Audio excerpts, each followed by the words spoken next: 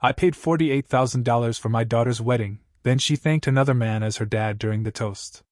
Hi, I'm Marcus, 49, and the moment my daughter toasted another man as the best father I could have asked for. At the wedding I paid $48,000 for. I stood up, walked out, and rewrote my will before they cut the cake. I wasn't always this guy. You know, the one people whisper about at family events. The cold one. The bitter one. 20 years ago, I was just a regular dad with a daughter who liked glitter pencils and bedtime stories about ladybug astronauts. Her name's Sarah. She was 3 when her mom left. I came home one day from a double shift at the firehouse to find a note on the fridge and 2 bags missing. Her mom had fallen in love with someone else, a yoga instructor from Santa Fe who didn't believe in shoes or child support. From that point on, it was just me and Sarah. Diapers, daycare, dance recitals. I did all of it. And I did it without complaint. I missed promotions. Passed on vacations. Even skipped my own brother's wedding because Sarah had strep throat. I taught her how to ride a bike and how to change a tire. I built her a tree house with a zip line and carved her name in every beam. And when she cried at night asking why her mom didn't come back, I told her it wasn't her fault, and that some people just don't know how to stay. I thought I was enough. I was enough. Until Preston showed up. Preston was the polished type. The kind who says, "Let's circle back," even in real life. My ex met him at some real estate seminar, and within a year, he was moving in and referring to himself as Sarah's bonus dad. I didn't mind at first. I figured, hey, if he's good to her, what do I care? But then he started getting real comfortable with my title. He showed up at her volleyball games in his designer polos and perfectly trimmed beard, and people started assuming he was the one who taught her how to serve. I let it slide. For Sarah. Always for Sarah. Then came the engagement. She called me one evening, voice bubbly with excitement, told me she'd met someone, Jason, and they were planning a summer wedding. She asked if I'd help out. Of course, I said. Whatever you need. Turns out, whatever meant $48,000. I paid it. Every penny. No strings. No demands. Just wanted her big day to be special. And then the wedding day came. Everyone looked like a magazine ad. Sarah in lace, Jason with his Hollywood smile, Preston in a suit that probably cost more than my truck. The ceremony was outside, string quartet, flower arches, the whole Pinterest dream. I took my seat near the front, ready to walk her down the aisle. But then the music started, and I watched Preston take her arm. And then she said it? Into the mic? In front of everyone. Preston, you've been the best father I could ever ask for. I didn't say a word. I didn't cry. I didn't storm out. I stood up. I walked to my car. And by the time she was throwing her bouquet, I'd already revoked her access to the house, the joint savings, the car, and the company payroll. You want to call someone else your father? Then ask him to clean up the fallout. She called me in a panic that night. 12 missed calls, 3 voicemails, 1 text that said, "Dad, please don't do this." Do what exactly? React to being publicly erased like a line item on a receipt? I didn't answer. Instead, I called Cheryl, my operations manager of 15 years, and told her to deactivate Sarah's keycard and company email. Sarah had been working as our marketing liaison since graduating with a communications degree she barely used. In reality, she showed up twice a week, mostly to decorate her desk and schedule branding lunches that involved mimosas and Instagram filters. Her salary? $85,000 a year. Perks included a company car, unlimited PTO, and a corporate Amex that she swore was just for client dinners. She was removed from payroll by 7:42 a.m. The condo I'd bought her last Christmas? Still in my name because paperwork was boring and she'd get around to it. I listed it that afternoon. By noon Monday, Sarah had no income, no transportation, and no apartment. And still, she didn't get it. Her voicemails ranged from confused to furious. "I can't log into the system. Did you block me? This is insane. You're overreacting. How could you be so cruel? I didn't mean it like that." Didn't mean what? That the man who showed up at her light halfway through got the spotlight while I stood in the shadows holding the bill? By 4 p.m. She was standing in my office, eyes red, voice trembling with indignation. "You're destroying my life because of one speech?" I finally looked up from my desk. "One sentence," I said. "One very clear, very public sentence. You chose your audience, Sarah. You don't get to walk it back because the applause died down. She sputtered something about not meaning to hurt me, about how it was just symbolic, and meant to include everyone. Everyone but me, apparently. She stomped out after I refused to reinstate her benefits. 30 minutes later, I got a call from Preston. I declined. He texted instead. Can we talk like men? Buddy, we are not the same species. That night, I sat in my backyard with a beer and an old photo, Sarah at age 6 on my shoulders, both of us covered in blue icing from her birthday cake. Back when I was the one she ran to when she was scared of the dark. Back before someone else's name erased everything I'd done. I didn't cry. I didn't rage. I just stared at the photo until the condensation from my bottle made the ink run. And I thought, that guy right there? He deserved better. It all hit the fan 48 hours later when Travis, Sarah's new husband, called me himself. He sounded stressed. Like, rent's due and the fridge is empty. Stressed. Hey, Marcus. Look, I know there's been some tension. He began, like we were two coworkers who'd argued over printer usage. But I was hoping we could talk about helping Sarah out, just until she gets back on her feet. I smiled, even though he couldn't see it. So now I'm dad again. Silence. Then, come on, man. She's your daughter. Only when it's convenient, huh? He tried again. She's been crying nonstop. She's scared. Can't you just... Let me ask you something, Travis. I cut in. When she stood up at the wedding and thanked everyone under the sun except the man who raised her, where were you? He stammered. It wasn't like that. She didn't mean. You married her. You co-signed that speech. You looked right at me while she handed my role to a guy with a skincare routine and zero history. I hung up. Travis texted me an hour later. This isn't the way to handle family. You're setting a dangerous precedent. We're struggling. Be an adult. Be an adult? I was the only adult in that entire overpriced ceremony. I paid for the flowers she posed with, the wine they toasted with, the aisles she strutted down while hanging off the arm of the man she decided was better suited to the job I'd already done. And now that the fairy lights were unplugged and the photographer gone, suddenly I was valuable again. I gave myself one rule: no rescues. That week, Sarah tried to play her ace, my ex-wife, Julia. Julia texted me late at night, passive-aggressive as ever. Really mature, Marcus. Punishing your child because of hurt feelings? You'll regret this when she cuts you out completely. She was honoring Preston. Why is your ego so fragile?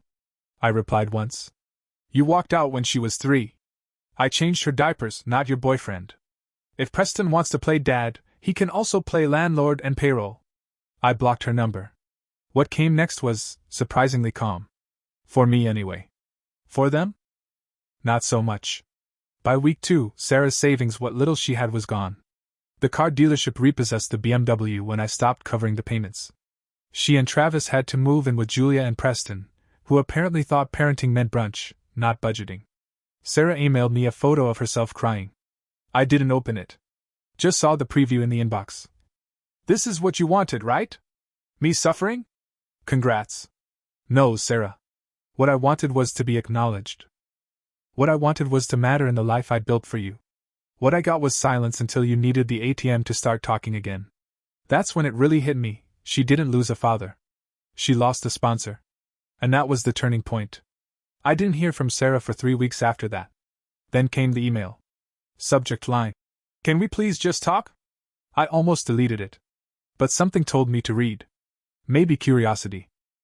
Maybe that last sliver of father instinct that doesn't die even when it should. Dad, I know I messed up. I know I hurt you. I wasn't thinking about how my words would land. I was trying to make Preston feel included, not erase you.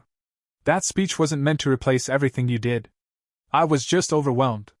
Can we please talk? She ended it with, love you. I didn't respond.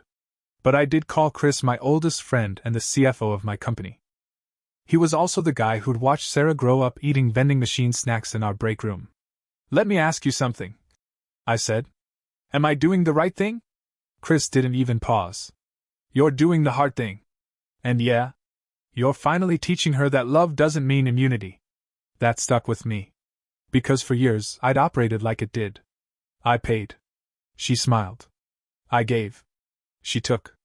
And I told myself that was fatherhood. That was loyalty. That was love. But maybe love wasn't giving someone everything they wanted. Maybe it was finally teaching them what it costs. Around that time, whispers started circulating at the office.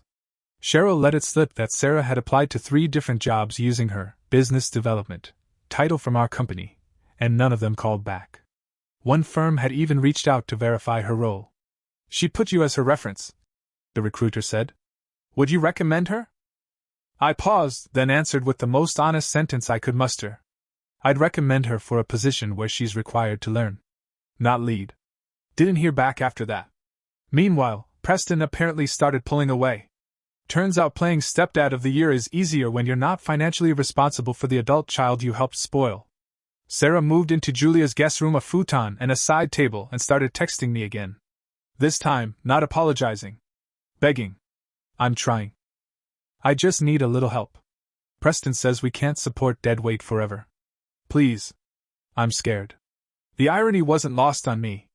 The man she praised as the father she always needed couldn't stomach her when the filters fell off. And the man she discarded was the only one who never left.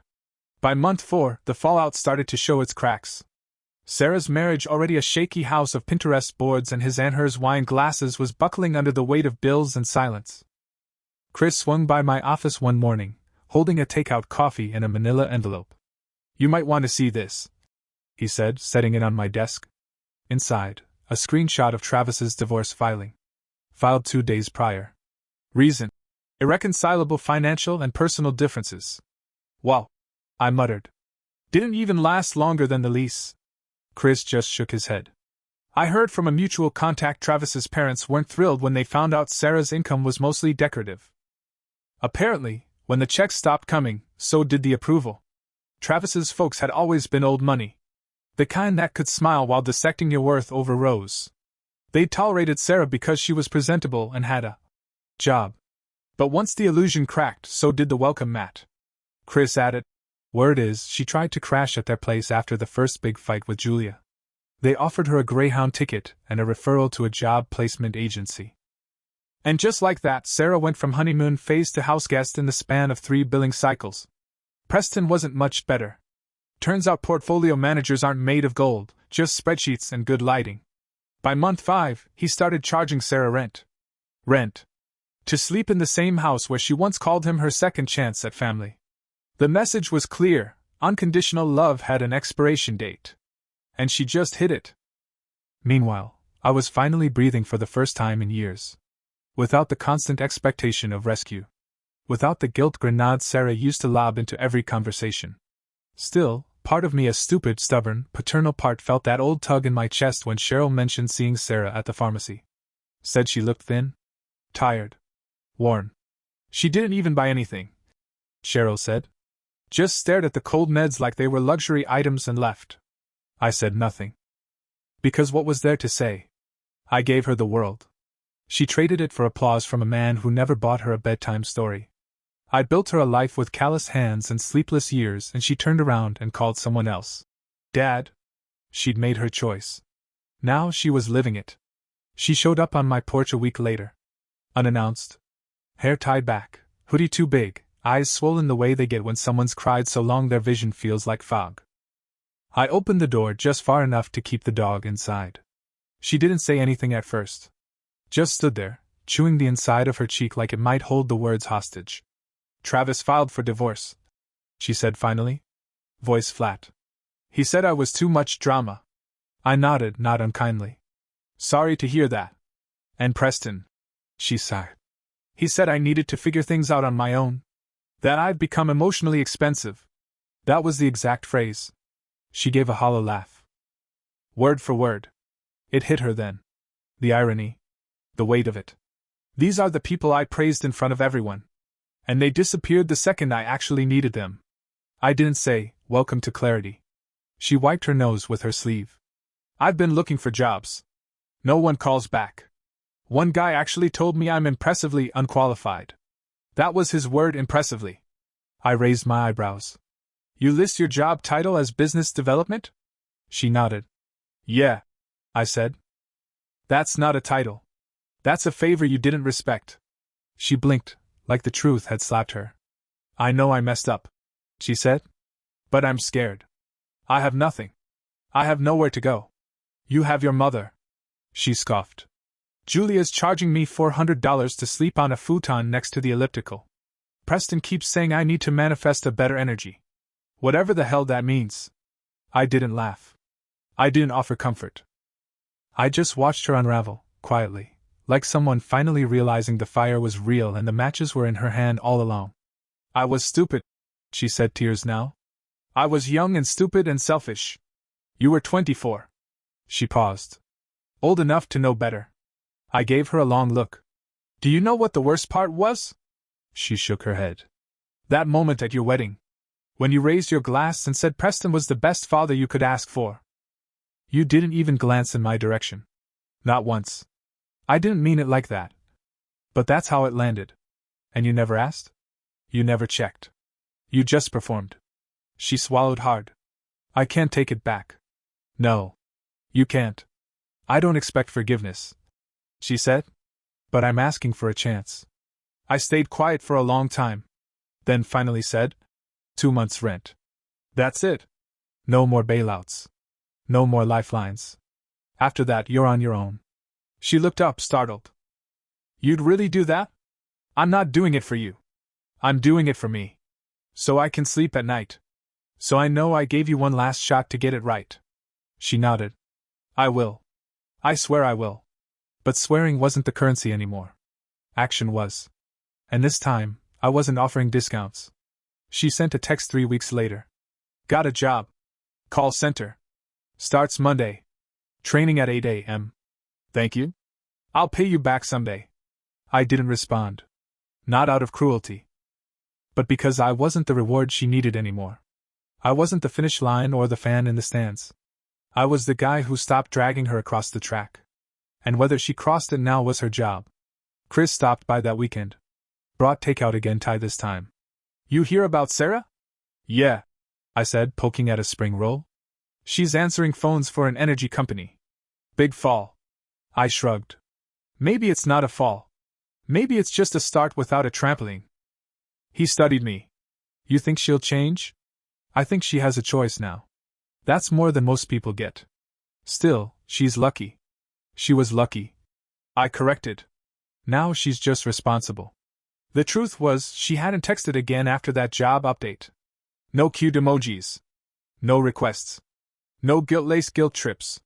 It was like she understood that silence could be respect too. And I appreciated that.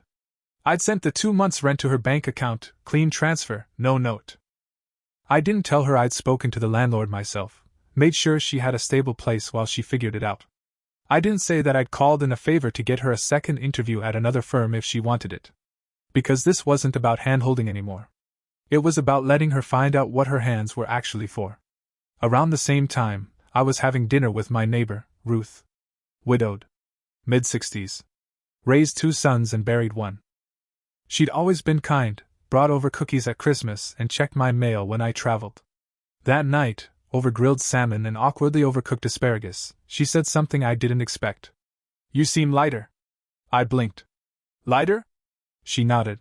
Like you finally put something down you weren't meant to carry anymore. I didn't answer right away. Just looked out her kitchen window at her tiny backyard with the wind chimes that sounded like a piano had swallowed a breeze. You know, I said, I spent years thinking I was the only one holding the house up. Turns out, I was holding a door open. For someone who never planned to stay. Ruth smiled softly. Then it's about time you closed it. I left her house with a warm container of leftovers and a peace I hadn't felt in years. A week later, Sarah texted again. Just 2 words. Still trying. I didn't reply. She didn't expect me to.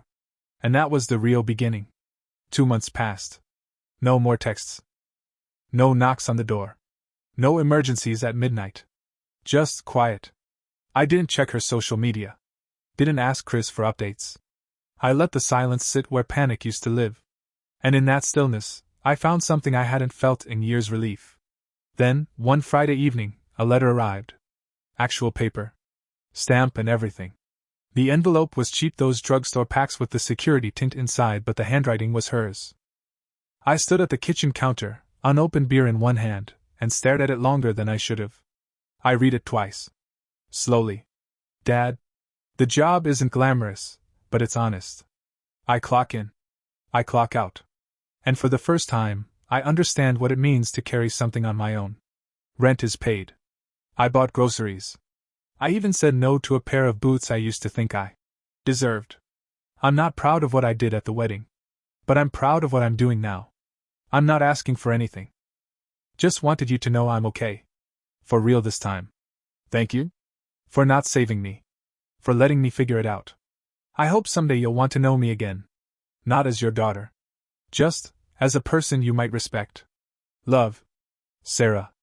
I read it again, then folded it slowly and set it in the drawer with the old family photos I hadn't touched in 5 years. That Sunday, I drove to the coast. Packed a bag, booked a quiet Airbnb, and let the ocean be loud instead of my thoughts. I didn't bring the letter. Didn't need to. Because I wasn't looking for reconciliation anymore. I was letting go of the version of me that needed her to say the right thing. I'd already said the right thing to myself enough. Back at the office Monday morning, Cheryl stopped me by the elevators. Someone named Sarah called, she said. Left a message. Said to tell you she got promoted to floor lead. Benefits kick in next month. I nodded. Thanks. Do you want her number? I smiled faintly. No. Not yet. Because this wasn't about getting her back. It was about finally getting me back. And for the first time in 24 years, I wasn't the one with open arms and an empty wallet. I was the man who taught a girl what the real cost of love was. And then stepped aside to let her pay it. A month later, I ran into her by accident. Grocery store, of all places. Sunday afternoon, fluorescent lights, that weird hum above the frozen pizzas. I was checking dates on a gallon of milk when I heard the voice. Dad? I turned. And there she was, Sarah. No makeup. Work polo shirt. Hair pulled into a messy bun that hadn't been curated for anyone's approval. There was a cart beside her with canned soup, bananas, a bag of cat food, and 2-for-1 ramen. Hey, I said, neutral. Calm. Like my heart wasn't knocking around like it owed rent. She smiled, small and nervous. I didn't know you shopped here. I'm not a myth, I said. I still eat. That made her laugh, real laugh, not the one she used at brunch tables or with Instagram filters. We stood there for a second. She looked older. Not just in the eyes, but in the way she carried herself. Like she finally realized the floor could fall out from under you and you had to build a new one by hand. I got your letter, I said. I didn't know if I should send it. You should have. You did. More silence. Not uncomfortable, just new. Then, carefully, she asked, Can I buy you a coffee sometime? It wasn't an apology. It wasn't a bribe. It was a start. I didn't say yes. I didn't say no. I just said, We'll see. She nodded. Okay. That's fair. And then, as she turned to leave, she said something I hadn't expected. Not, I love you. Not, I'm sorry. She said, I'm still learning. But I don't expect you to teach me anymore. That landed harder than anything. She walked off. No hug. No scene. Just a woman pushing a cart she paid for with her own hands, headed for a checkout line with no safety net waiting on the other side. And me? I picked up my milk. Walked to the register. Paid in full. Because some debts don't need to be repaid. They just need to be understood. Part 10, this is the final part. Last week, I got another letter. No stamp this time, just an envelope slid under my office door, neat handwriting, and a folded receipt inside for a $200 rent payment. Dad. This isn't payback. This is gratitude. Thank you for giving me 2 months to stand up. I used them. I'm still standing. Hope you're proud. Love. Sarah. I didn't cry. But I did sit down and let that quiet pride wash over me like a slow, steady tide. Later that night, I pinned the receipt to the corkboard in my den, right under an old photo of 6-year-old Sarah with cake on her face, missing teeth, and eyes that didn't know the weight the world could bring. I didn't put it there to remind myself of who she was. I pinned it to remind myself of who I became when I finally stopped giving everything, and started requiring something back. Not money. Not apologies. Just growth. We had coffee last Thursday. She paid. We talked about weather, work, and the stray cat she rescued who won't let her sleep. She didn't ask for help. She didn't talk about the past. She just showed up.